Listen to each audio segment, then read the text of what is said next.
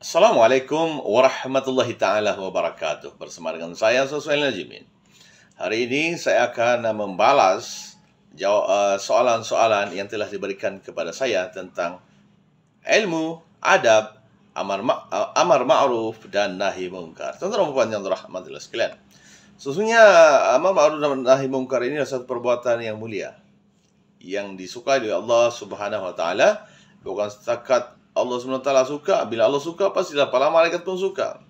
Para penduduk langit dan juga bumi pun suka tentang perkara-perkara yang mulia ini.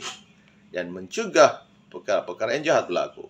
Orang suka, tuan-tuan dan puan. Bukan sekadar orang yang suka. Ya, kita pun suka. Allah lagi suka. Maka saya ditanya, tuan-tuan dan puan, tentang perkara ini. Ada orang bertanya kepada saya. Ya, bagaimanakah sebenarnya kita ini sebagai seorang pendakwah, seorang Muslim yang suka berdakwah kan, itu bab itulah amalan mulia. Maka saya ditanya, tuan-tuan, cara amar ma'ruf dan nahi mungkar ini dilakukan. Masya Allah, ya. Jadi pertama sekali, jawapan yang pertama adalah kita hendaklah berakhlak mulia.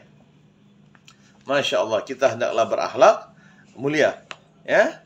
Itu yang kita kena ada. Kita hendaklah menunjukkan kita ini mempunyai ilmu pengetahuan, mempunyai kemahiran-kemahiran yang ada, dan seluruh kita mempunyai kemahiran akhlak yang mulia. Contohnya kita berbahasa dengan baik, berkomunikasi dengan baik. Masya Allah, ya.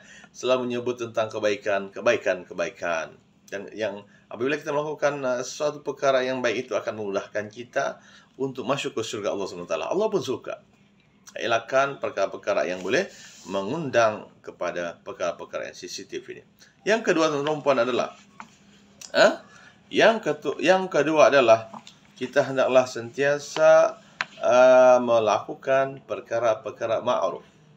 Ma'ruf ini yang baik-baik. Kita buat perkara yang ma'ruf. Yang ketiga adalah mengelakkan perkara yang sensitif. Cara berdakwah, ya, iaitu jangan kita sensitif. Apa tu yang kita sensitif? Iaitu kita hendaklah sentiasa memberikan satu contoh yang baik, yang tidak menyentuh perkara-perkara yang sensitif lah. Masya Allah. Seperti tentang keturunannya, tentang perbuatannya, masalah silam. Orang nak berubah, tuan-tuan. Orang ini berubah daripada pakaian tidak baik. Hijrah itu, tidak baik kepada baik. Daripada miskin kepada orang menjadi kaya. Daripada tidak berilmu kepada berilmu. Daripada tidak tahu kepada tahu. Itulah namanya. Itu pun satu perkara hijrah. Kita hendak berubah. Dan juga kita hendaklah suka memberikan hadiah. Masya Allah. Dan dalam berdakwah ini kita kena bagi hadiah lah. Hadiah seperti paling kurang senyuman. Rasulullah SAW apabila Rasulullah SAW berdakwah, paling kurang dia akan bagi pujian. Doa. Allah suruh kita berdoa. Orang yang berzakat ya, dia berdoa. Allahumma gfirlahu warhamhu wa'afihu wa'afu anhu, kepada mereka yang meninggal.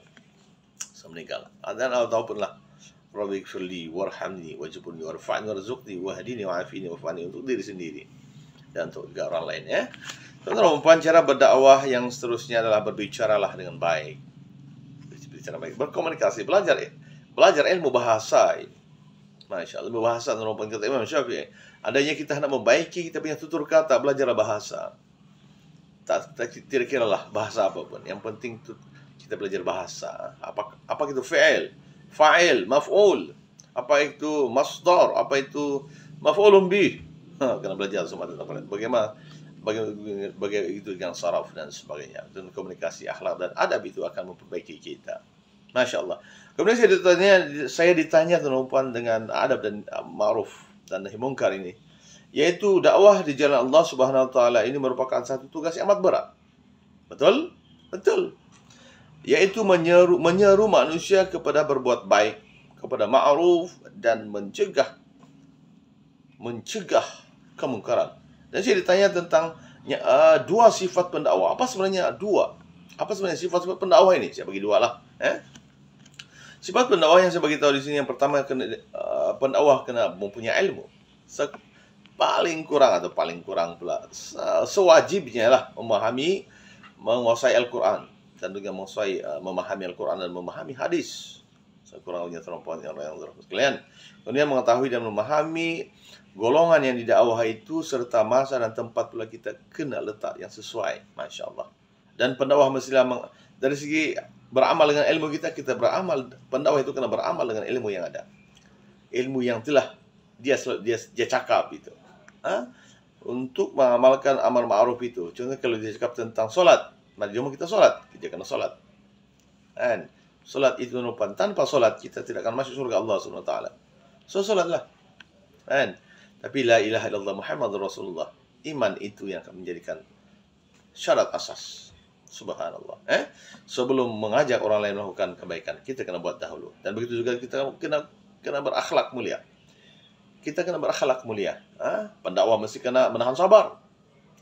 Mesti kena menahan marah. Mesti mempunyai amanah. Dia mesti kena menjalankan amanah. Dia kena rajin. Dia kena rasional dan sebagainya. Mengamalkan amalan-amalan adab-adab yang mulia ini. Ada berani menyampaikan kebenaran ketika berdakwah. Mengatakan Allah SWT itu Tuhan kita. Katakan yang sebenar. Nabi Muhammad SAW adalah Rasul yang terakhir. Katakan yang sebenar. Dan semuanya ajaran-ajaran daripada Rasulullah SAW bersumber dari Rasulullah SAW yang dijelaskan dengan tertil, jelas, detail oleh para ulama. Para ulama telah menjelaskan dengan detail kenapa Rasulullah buat begini. Kenapa kita kena buat begini. Adakah ini hanya untuk para Rasul? Ataupun adakah ini untuk semua? Itu dijelaskan oleh para ulama. Nampak? Sebagai seorang pendakwah lah. Jangan menimbulkan perkara-perkara itu. Kalau tidak tahu, begitu saya tidak tahu. Masya Allah. Dan tidak mengharapkan balasan. Siapa yang mengharapkan balasan? Tuan-tuan. Dan seterusnya, dua akibat. Saya dinyatakan juga, apakah akibat meninggalkan amal ma'ruf dan nahi mungkar ini? Mesti ada akibat. Dan terhadap masyarakat. Apakah yang akan terjadi? Maka tuan-tuan, ingatlah. Andainya tidak ada pendakwa yang terlibat dalam amar ma'ruf dan nahi mungkar ini, yang akan dihadapi yang pertama sekali adalah tidak mendapat rahmat dari Allah Subhanahu Wa Taala. Lihatlah kepada negara yang tidak mendapat, tidak ada tidak ada amar ma'ruf dan nahi mungkar ini. Lihatlah kepada negara itu, tuan-tuan.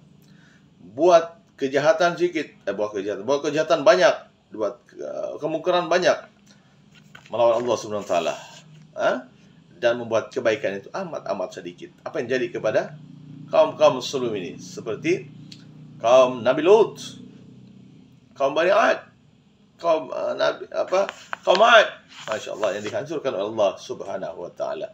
Tidak mendapat rahmat dari Allah Subhanahu Wa Taala. Tanah tidak subur, berlaku puting beliung, berlaku macam-macam bencana, keruntuhan akhlak dan sebagainya. Itu namanya hilang rahmat Allah SWT. Yang kedua, masyarakat semakin jauh dari Allah Subhanahu Wa Taala. Lihatlah kepada bangsa Arab yang semakin jauh dengan Allah SWT apabila Nabi Ismail, Nabi Ibrahim, anak-anaknya Nabi Ismail dengan para ulama sebelah situ, mereka menjadikan patung-patung, ulama-ulama sebelum itu menjadi Tuhan. Jadi patung dan disembah. Sehinggalah datangnya Rasulullah SAW menjelaskan dan mengajar tentang Islam yang sebenar. Tempat jauh daripada Allah Subhanahu Wa Taala yang dilakukan oleh keturunan itu yang menyebabkan kerosakan dari sudut akhlak dan sebagainya. Kemudian bagaimanakah, saya ditanya juga macam mana kita hendak mengatasi perkara mungkar yang berlaku. Banyak perkara mungkar yang berlaku ini.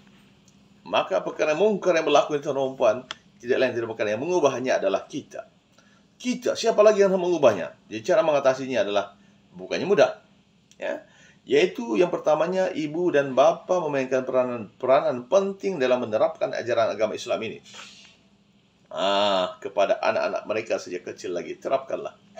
Yang kedua, meminta bantuan dan nasihat daripada rakan-rakan yang bergaul bebas lagi merumpat. Minta bantuan dan sebagainya, laporkanlah kepada yang yang berkuasa, insyaallah. Ya, itu saja. Wabillahi taufiq. Assalamualaikum warahmatullahi wabarakatuh. Jumpa lagi insyaallah.